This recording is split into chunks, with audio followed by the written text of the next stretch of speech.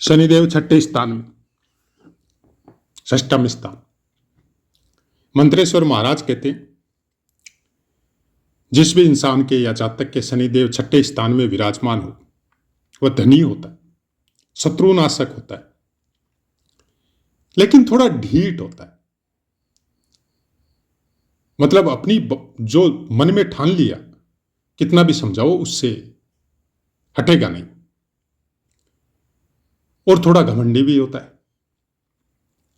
लेकिन हम लोगों की यात्रा चल रही है कर्क लगन की, और कर्क लगन में शनिदेव सप्तम और अष्टम का स्वामित्व लेके प्लेसमेंट होते हैं, जहां भी प्लेस होते हैं।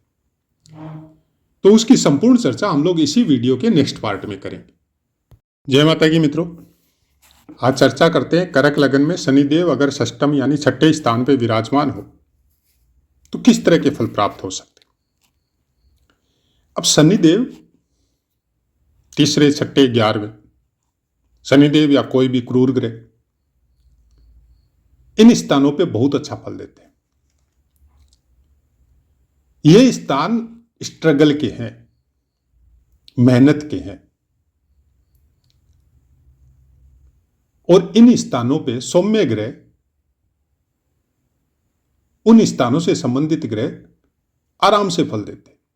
मतलब ज्यादा कुछ करना नहीं पड़ता है, उसके अच्छे फल आपको इजीली किसी के भी द्वारा आपको प्राप्त हो जाते हैं, और आदमी आलसी हो जाता है। लेकिन क्रूर ग्रह या पापी ग्रह वो जबरदस्त मेहनत और स्ट्रगल करवाते हैं। अच्छा, इंसान का जीवन भी कुछ ऐसा ही होता है। जो आदमी को आसानी से पारिवारिक पृष्ठभूमि से हो, अच्छे धनी और संपन्न परिवारों में जन्म हो, और सब कुछ आसानी से प्राप्त हो, तो फिर उसका आकार भी विकार में परिणत हो जाता है कि शरीर का साइज कुछ ऐसा हो गया खाते खाते, आराम करते करते, कि संसार के किसी भी सुख और भोग को इस पर्टिकुलर शरीर को लेकर वो भोग नहीं सकता। तो छठा स्थान और तीसरा स्थान ये आपसे वो मेहनत करवाना चाहते हैं, वो स्ट्रगल करवाना चाहते हैं, जिसके द्वारा आप उन टारगेट को या जीवन के उन बातों को अचीव करो जो आपने ठान के रखा है कि हमको ये बनना है या हमको ये प्राप्त करना है। तो उसके लिए मेहनत लगेगी, और जब मेहनत करके आदमी कुछ चीज प्राप्त करता है तो उसका सुकून या उसका अभिमान या उसकी खुशी कुछ अलग होती है चेहरे पे। हम लोग छोटे बच्चों को सिखाते हैं धीरे धीरे चल के दौड़ना, उसके बाद में खेल कूद में उनको प्राइज देना, इस नंबर पे आने से ये प्राइज है। ये सब जीवन की वो स्ट्रगलें हैं जिनके द्वारा इंसान छोटे छोटे गोल अचीव करके और बहुत बड़े टारगेट को प्राप्त करता है। छठा स्थान जीवन में या कुंडली में सबसे इंपॉर्टेंट स्थान है, और छठे स्थान से क्रूर ग्रह या पापी ग्रह आपसे इतनी जबरदस्त स्ट्रगल करवाएंगे, और उसके बाद में जो अचीवमेंट देंगे, उसके बाद में उस अचीवमेंट के द्वारा आप जीवन पर्यंत अपने सुखों का भोग करेंगे। लेकिन ये शनिदेव है, शत्रुओं पे बहुत भारी पड़ते हैं, और प्रायकर ऐसे इंसानों के शत्रु होते भी नहीं है। जबरदस्त स्ट्रगल करते हैं, लेकिन समय से पहले ये परिणाम भी प्राप्त नहीं करने देते। उसका एक कारण है शनिदेव के अच्छे और बुरे दोनों फल आपको धीरे धीरे मिलते हैं, क्योंकि जब ज्योतिष शास्त्र का अध्ययन करते हैं तो शनिदेव एक राशि पे सबसे ज्यादा समय तक रहने वाले ग्रह है। वो आपकी प्रोग्रेस भी धीरे धीरे करवाएंगे, वो आपको तकलीफ भी धीरे धीरे देंगे। मतलब तकलीफ भी इनकी इस तरह से होती है कि एक छोटी सी कोई शरीर में कोई चोट लगी, और उस चोट को आप सहते सहते सहते आपको 15-20 साल हो गए और उसका दर्द खत्म ही नहीं हो रहा है, और वो 20 साल 25 साल तक आप सहते जा रहे, और उसके बाद में कोई इंसान मिला और वहां पे कोई अंगूठा रखा या कोई हाथ रखा और वो अचानक से वो दर्द आपका 20 साल पुराना दर्द आपका गायब हो गया। शनिदेव का फल ऐसे ही होता है। जिस भी आदमी को लंबी बीमारी लगती है जो जल्दी से ठीक नहीं होती, या कोई कारणवश वो ठीक नहीं करवाता, वो केवल भोगता है उस बीमारी को। अब मान के चलिए ये शनिदेव की वो तकलीफ है जो उस इंसान को वो देना चाहते हैं। और सबसे बड़ी तकलीफ जो शनिदेव देते हैं, जिसके ऊपर आप ये समझ लो कि भौतिक जगत में तो आप ये समझ लो कि बहुत दुख मिल रहा है, बहुत पीड़ा मिल रही है, कहीं से कोई रास्ते नजर नहीं आ रहे, बहुत कुछ करते हैं लेकिन कुछ भी काम नहीं हो रहा है, और वो पीड़ा भोगते जा रहे हैं और भौतिक जगत के कष्टों से उसको छुटकारा नहीं मिल रहा है। लेकिन एक तकलीफ वो होती है कि वो आपको तकलीफ दे रहा है और आपको उसमें मजा आना चालू हो गया, आप उसका आनंद लेने लग गए उस तकलीफ का। और जब चारों तरफ से अचानक से कोई ग्रह नक्षत्र ऐसे आए आपके ओर, आपके घर में, परिवार में, आपके अंदर वो तकलीफ चल रही है, लेकिन उसके बावजूद भी कुछ खुशी का माहौल ऐसा हो गया कि उस तकलीफ को भूल गए आप, और अचानक से सुख आ गया। अब आपकी आदत पड़ चुकी है तकलीफ की, तो आपने क्या विचार किया, क्या बात है, बहुत समय से खुशी चल रही है घर परिवार और हमारे अंदर, तकलीफ की तरफ ध्यान क्यों नहीं जा रहा है? क्या शनिदेव रुष्ट हो गए? मतलब वो खुद इनवाइट करने लगता है कि क्या हुआ प्रभु, आपकी तकलीफों का अंत कैसे हो गया, क्या आप रुष्ट हो गए क्या, आप दीजिए, तब भी नहीं मिल रही है। तब वो फिर अपनी तरफ से उस तकलीफ को जनरेट करता है। कैसे जनरेट करता है? वो फास्टिंग करता है, वो अपने शरीर को पीड़ा देता है। उसको कोई चीज चाहिए जिसके लिए उसके पास धन भी है, सुख सुविधा भी है, कहीं जाने के लिए गाड़ी वगैरह भी घर में खड़ी है, लेकिन वो चीज वो नहीं लेगा, गाड़ी का यूज वो नहीं करेगा, पैदल चलेगा। आपको यकीन आएगा, ऐसे इंसानों के शनिदेव चाहे कैसे भी स्थान में बैठे हुए हो, चाहे कहीं पर भी विराजमान हो,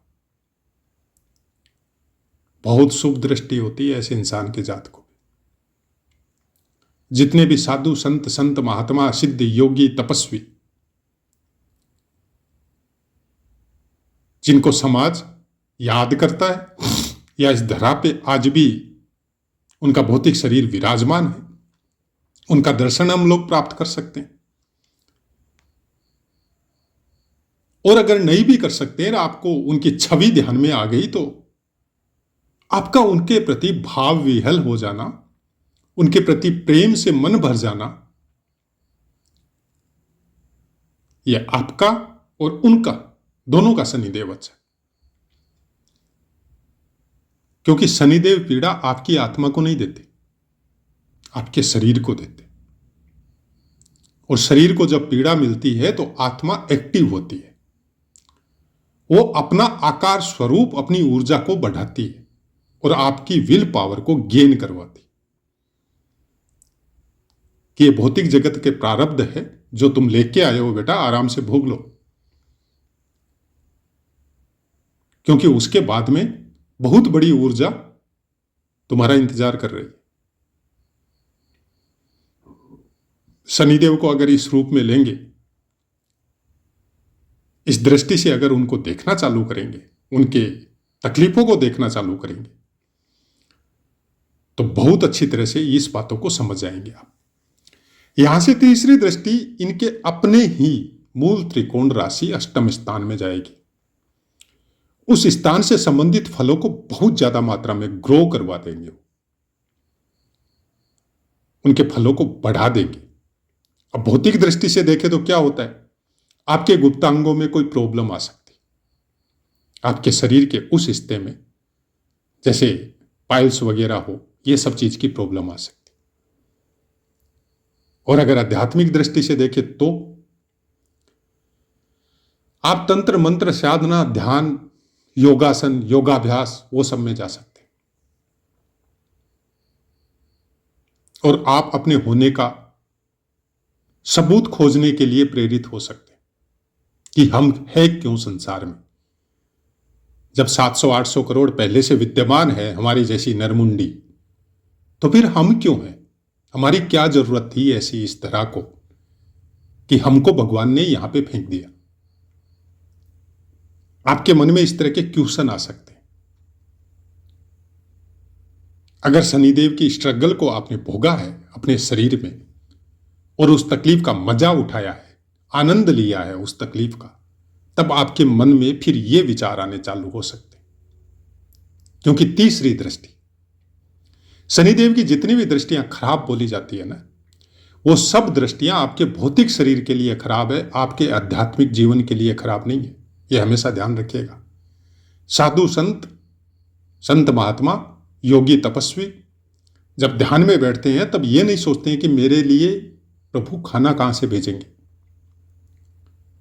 हम इस पत्थर या इस बियाबान जंगल में बैठा है तो कोई भी वनचर जो मांस भक्षण करने वाला है या कोई सर्प वगैरह या कोई कीट पतंगा हमको काट सकता है, नहीं सोचते।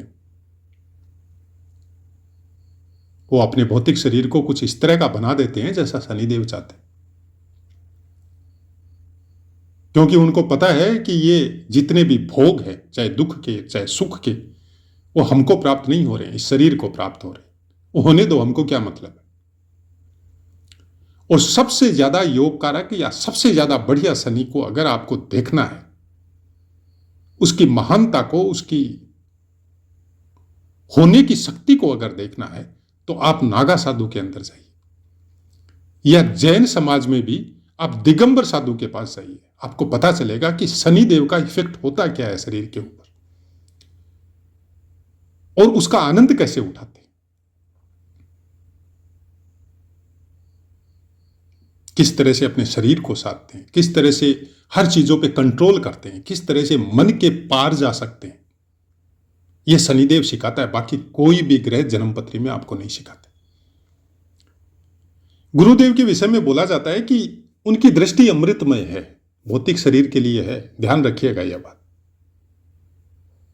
उस जगह के फल आपको बहुत अच्छे प्राप्त करवाती है, भौतिक शरीर को करवाती है। आपके आध्यात्मिक जगत की उन्नति के लिए गुरु इतने योग कारक नहीं होते।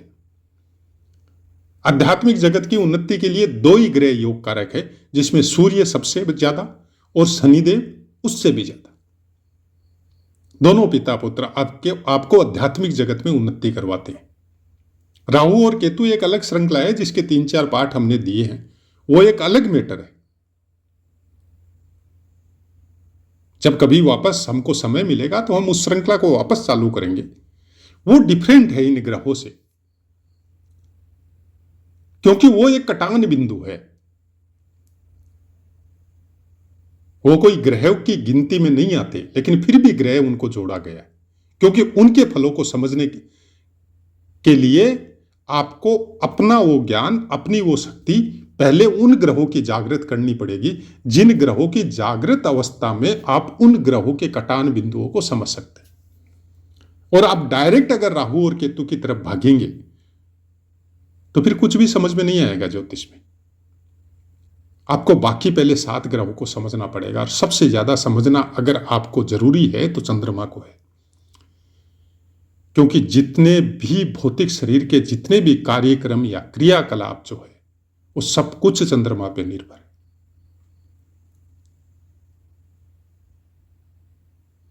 और शनिदेव उसी चंद्रमा को वश में करने की बुद्धि प्रदान करते हैं, शक्ति प्रदान करते हैं आपको। ये हर चीज को मैनेज कर सकते हैं। जरूरत केवल इतनी है कि इनकी दृष्टियों को, इनके भोगों को, इनकी तकलीफों को अगर आपने आनंद लेना चालू कर दिया तो फिर बाकी ग्रह या बाकी जीवन बड़ा सुखमय बन सकता है। अब यहां से इनकी सप्तम दृष्टि जाएगी आपके द्वादश स्थान पे। आप अपने ऊपर रिसर्च करके देखिएगा, आप प्राय कर अलग रहना शुरू करेंगे या अलग रहने में आपको आनंद आएगा। आपको जहां पे आप निद्रा वगैरह सोते हैं, सैया सुख, वहां पे भी आपको कीप क्वाइट चाहिए, अंधेरा चाहिए, घुप अंधेरा। कोई भी दीपक बल्ब आपको नहीं चाहिए। आपको वहां कोई डर नहीं लगता। आपको घर के वातावरण से बहुत दूर सुख महसूस होता है। आप यात्रा में रहते हैं तो आनंद में रहते हैं, चाहे आप पैदल चलो, चाहे आप लंबी लंबी यात्रा गाड़ी या हवाई जहाज से करो एक स्थान से दूसरे स्थान, आपको कुछ आनंद की अनुभूति होती है। लेकिन आपकी यात्रा अगर बिजनेस से कनेक्टेड है, अगर सर्विस से कनेक्टेड है, तब थोड़ा एक अलग मैटर होता है। लेकिन आध्यात्मिक जगत से अगर कनेक्टेड है तो फिर वो संपूर्ण ऊर्जा आपकी बहुत अच्छी मात्रा में एक्टिव होती है। उसके बाद में इनकी दसम दृष्टि आपके तीसरे स्थान पे जाएगी। आपके कर्तव्य डिसाइड किए शायद भगवान ने। ऐसे बच्चों को कुछ कर्तव्य मिल जाते कि उनको भाई बहनों को सुरक्षा देनी है, उनको पालना है, लालन पालन करना है, ऐसी कुछ जिम्मेदारियां इनको। शनिदेव को एक के बारे में यह भी बोला जाता है कि शनिदेव आपको जिम्मेदारी प्रोवाइड करवाते हैं कि आपको अपने जीवन में इस भौतिक शरीर के साथ जो प्रारब्ध लेके आए उनके अनुसार आपके ये कर्तव्य है, कर्म। क्योंकि दसम स्थान का स्वामित्व कालपुरुष की कुंडली अनुसार शनिदेव को प्राप्त है। तो वो ये कर्तव्य डिसाइड करते हैं कि आपको करना क्या। और आपने अगर उन चीजों को, उन बातों को समझ लिया, तब शनिदेव का दृष्टि जो है ना, वो सुखमय प्रतीत होगी। क्योंकि वहां पे शनिदेव खुश हो जाते हैं। शनिदेव को तेल चढ़ाने की जरूरत नहीं है। शनिदेव के लिए आप कोई किसी भिखारी को दान देना या और देना, उसकी जरूरत नहीं है। यह एक परंपरा है, एक संस्कार का निर्माण है कि आपके अंदर वो प्रवृत्ति पैदा हो दान देने की, दुखियों का दुख दूर करने की। किसी के पास धन नहीं है, किसी के पास कुछ नहीं है, तो आपने अगर, भगवान ने अगर आपको कुछ दिया है तो आप समाज को कुछ दो। क्योंकि सब कुछ ईश्वरमय है, सब कुछ ईश्वर के द्वारा ही प्राप्त होता है। हम लोगों की अपनी सीमा केवल इतनी है कि जब कुछ अचीव कर लेते हैं तो बोलते हैं कि हमने अपने दम पर अचीव किया, और जब सब कुछ छिन जाता है तो हम लोग बोलते हैं कि भगवान की मर्जी नहीं थी। मर्जी तब भी भगवान की थी और आज भी भगवान की है। अगर सब कुछ उसके चरणों में समर्पित करके अपने जीवन को बिताते हैं तो शायद शनिदेव सबसे ज्यादा वो ग्रह है जो खुश होते हैं उस इंसान पे, उस मनुष्य पे, उस जातक पे। उनको बड़ा आनंद फील होता है कि बहुत कम बच्चों में ये बच्चा गिनती में आता है जो मेरे प्रभावों को, मेरे भावों को, मेरी निष्ठा को, मेरे कर्तव्यों को समझ पाया है। और उस बच्चे के साथ विशेष स्नेह उसके साथ जुड़ा हुआ रहता है। एक एक्सपीरियंस के द्वारा, हालांकि ज्योतिष शास्त्र में बहुत सी पुस्तकें पढ़ी है, उसमें नहीं लिखा है, लेकिन कुछ एक्सपीरियंस के द्वारा हम बताते हैं आपको। जिनका शनिदेव अच्छा होता है, हो सकता है आपका नीच राशि पे बैठा हुआ हो सकता है आपका अष्टम या द्वादश स्थान में प्लेस हो। आपको अगर पता करना है कि शनिदेव आपका किस सीमा तक अच्छा है, तो आप देखिएगा कि आप कोई थोड़ा सा गलत काम किया, जिसमें भोग भी हो सकता है, जिसमें किसी के साथ चीटिंग भी हो सकती है, जिसमें गबन भी हो सकता है, चोरी भी हो सकती है, गाली गलौज भी हो सकती है, किसी का अपमान करना भी हो सकता है, कुछ भी जो सनातन धर्म में बोला जाता है कि यह गलत कर्म है। और उसका तुरंत आपको निर्णय 1-2 दिन में, 1-2 महीना में, 4-5 महीना में तुरंत उसका फल आपको प्राप्त हो गया और आपको समझ में आ गया कि वो जो कर्म उस समय हमने किए थे ये उसका फल है। यकीन मान के चलिए शनिदेव बहुत अच्छा है। वो आपसे ये उम्मीद नहीं कर रहे थे कि आप कुछ ऐसा कर्म करेंगे, तो समझ जाइए कि आप प्रारब्ध बहुत अच्छा लेके आए। शायद सब ग्रहों में शनिदेव ऐसे ग्रह हैं जो आपको अपने कर्तव्य के प्रति सचेत कर रहे हैं और आपको बता रहे हैं कि इस भौतिक शरीर से आपको क्या क्या करना है और फिर किस तरह से ईश्वर की दृष्टि या ईश्वर की इच्छा का पूर्ण करके फिर इस संसार से विदा लेना। केवल शनिदेव में वो शक्ति प्राप्त है जो आपको ईश्वर से साक्षात्कार करवा सकते हैं और किसी ग्रह में नहीं है। अगर आप पौराणिक कहानियों पर विश्वास करते हैं, उनको पढ़ते हैं, तो हरिश्चंद्र, राजा हरिश्चंद्र जो सूर्यवंश में भगवान राम के अग्रज थे, उसको गौर से पढ़िएगा और उसकी बातों को समझने की कोशिश कीजिएगा कि कहां राजा से कहां शमशान में ले जाके उनको चांडाल तक बना दिया और उसके बाद में किस तरह से त्रिदेवों के दर्शन उन्होंने करवाए और उनको मोक्ष प्राप्त करवाया। ये शक्ति केवल शनिदेव के पास है और कोई भी ग्रह अपना दर्शन तो दे सकता है, लेकिन ईश्वरीय तत्व की जानकारी आपको नहीं दे सकता।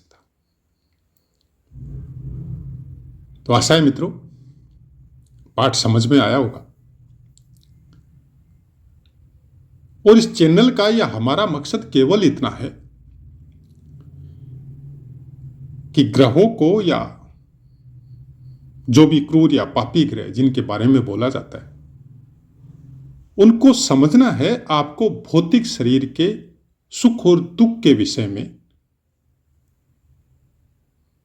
तो फिर ज्योतिष का अध्ययन कोई विशेष लाभकारक आपके जीवन में नहीं होगा।